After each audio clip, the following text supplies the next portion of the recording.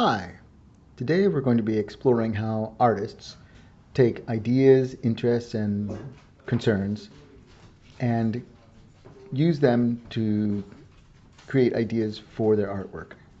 We're also going to be exploring how artists use one-point perspective to create illusions of three-dimensional form and deep space in a drawing. To start with, I'm going to gather my materials and tools. Here I have two pieces of paper, which were just one piece of computer printout paper that I folded in half and tore down the middle. I could have used a scissors, but I was feeling kind of lazy that way. I also have a pencil, nice and sharp, with at least a little bit of eraser. That helps because we will need to erase some of the lines we create.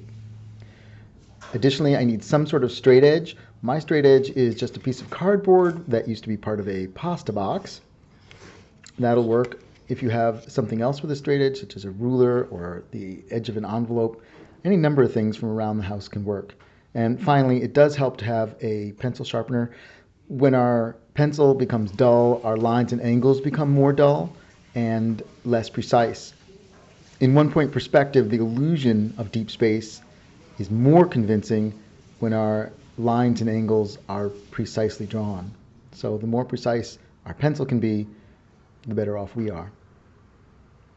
All right, to start, I'm going to come up with a list of ideas, interests, and concerns of my own. And we're going to say today that they're going to start with the letter T. The reason they're going to start with the letter T is because I'm going to show you how to draw the letter T and turn it into a three-dimensional looking form.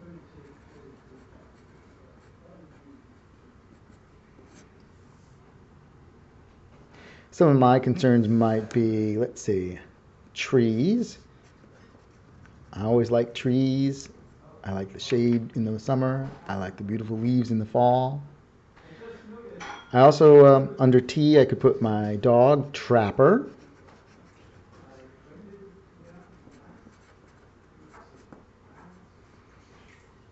And technology. I've been learning a lot about technology lately. I've been learning how to use cameras of various sorts and how to create a YouTube channel, how to upload video, and how to use a number of other platforms as well. It's been very interesting and really helpful. I do like trying new things, and I think it's interesting to think about trying new things. So I'm going to put that under T as well.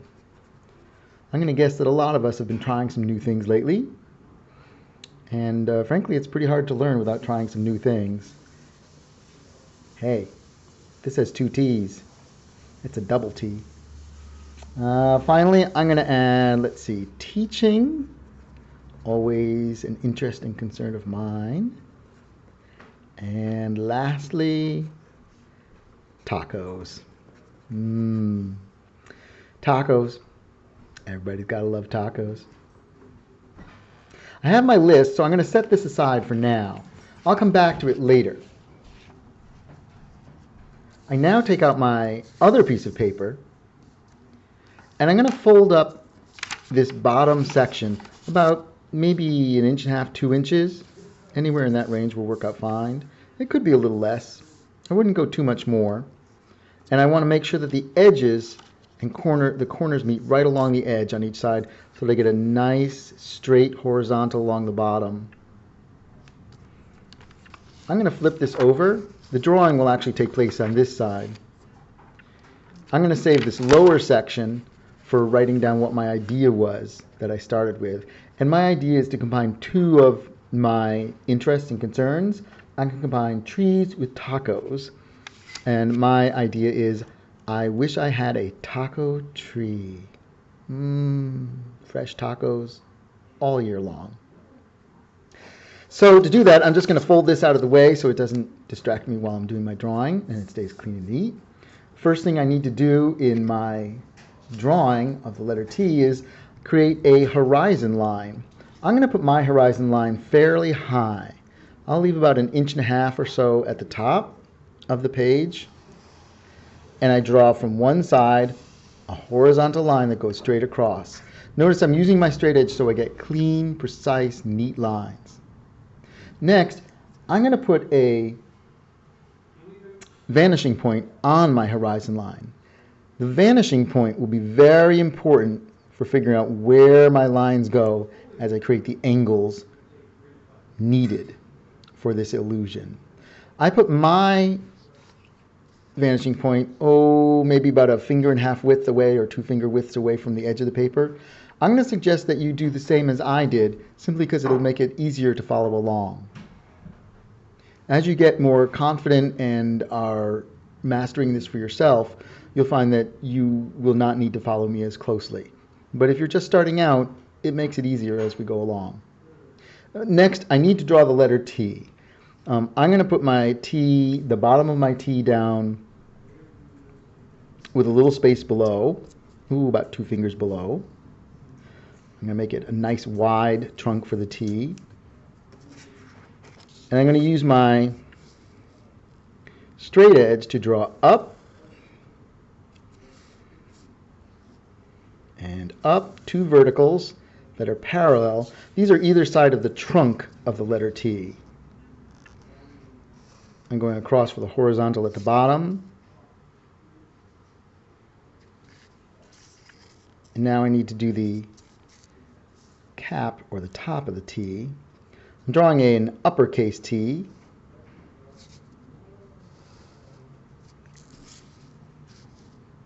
And it's what some people refer to as a bubble letter.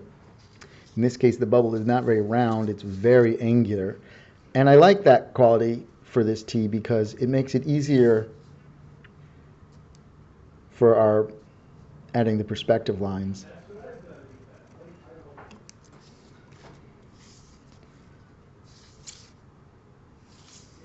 Finally, I'm going to cap it off at the top with a nice horizontal. I have a few little extra tails hanging off. See over here, there's that little bit of extra line right there. I want to get rid of that. I'm just going to clean that up there. I have another one at the top.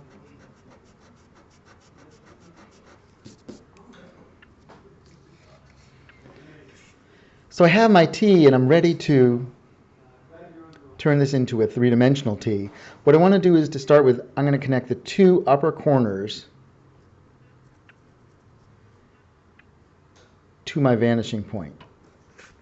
A good old game of connect the dots. I put my pencil on the dot, my straight edge on the pencil. I pivot my straight edge so it lines up with that vanishing point, and then I draw to the vanishing point. Later, I'll erase part of that line, so you may want to draw lightly. I'm going to repeat on the other dot. I put my pencil on the dot, my ruler on the pencil. I pivot, I call it a ruler, I pivot the straight edge until I can connect with the vanishing point. I'm going to figure out how far back that goes now, because right now we're saying that the horizon line, which is the farthest away point we can see on the ground, it's where the sky looks like it touches the ground in the real world, that this T goes all the way back to the horizon. I don't want my T stretching that far back. So I'm going to go up about maybe this far. And I'm going to connect it with the same kind of line I had on the front edge of the T. See how that's a horizontal? If that's a horizontal, I'm just going to slide this up. And I can use my straight edge because it's a straight side.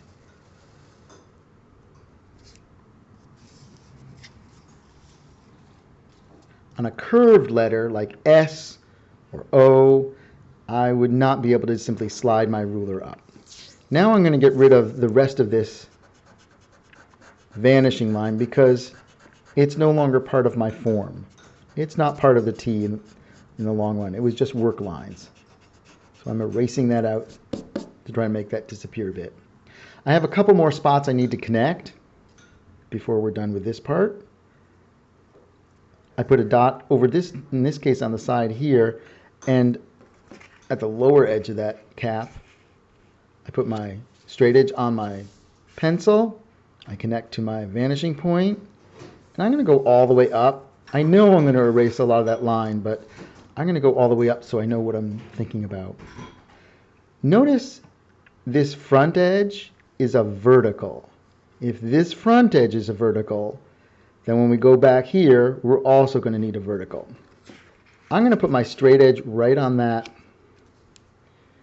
vertical that I drew and slide to the left until I get to that back corner. See that back corner dot?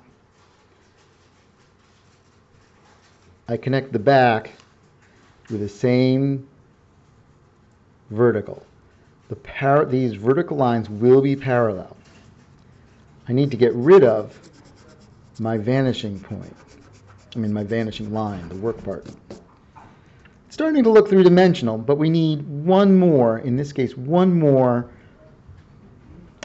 corner going to the vanishing point, and that's the lower left corner, right down here on this dot. I'm going to put my pencil on the dot, straight edge on the pencil, I pivot until I touch that vanishing point, and then I draw up. I stop when I hit the T. It would continue up here, but I don't really need to because I know I'm going to erase that. So the front of the T, the original T, this line is a vertical. If the front edge is a vertical, then the back edge where it stops will be a vertical. So again, I just put my ruler or my straight edge on that original side. I slide to the left and I connect up from my vanishing line until I hit the bottom, until I hit that T. I don't go through any lines. I don't go into my shape. I erase my extra line.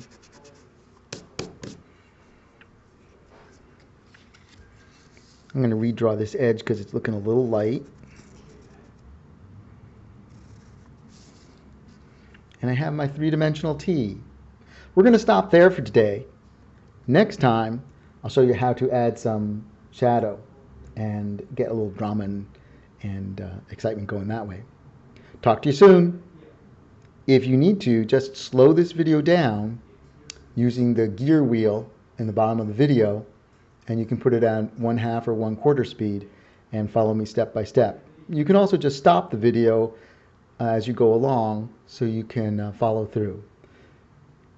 Have a great day. I hope you enjoy trying this out, and I'll talk to you real soon. Thanks. Bye-bye.